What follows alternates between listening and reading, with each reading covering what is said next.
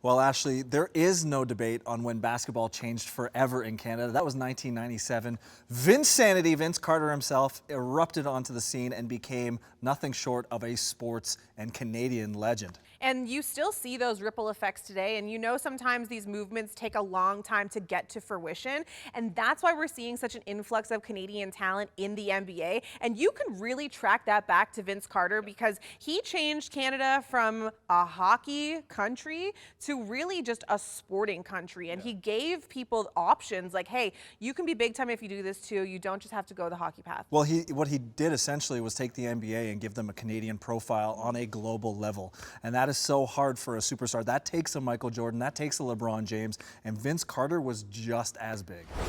So what we're going to do is we're going to take the opportunity to focus on some homegrown talent, Ontario kids that have really been riding this wave of Vinsanity and are now stars in their own right. Dylan Brooks, Shai Gilgeous-Alexander, Jamal Murray, and RJ Barrett.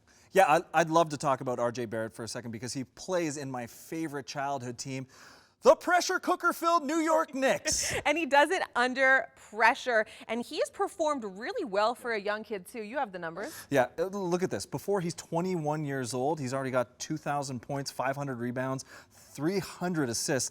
What a start. What a great start to an early career. Jamal Murray suffering from an injury. He's fighting his way back. I really missed the bow and arrow moment. But one of the things that I really love about Shai Gilgeous-Alexander, who's helping shape the identity of OKC, is the fact that he's not only performing on the court, 23 points, 5 rebounds, 6 assists. The numbers are there. He's also doing it with a bit of style and flair. He's like, listen, I'm a young kid. I have money. I'm going to post designer on my Instagram. Yeah, I'm going to go flex on my Instagram. Absolutely.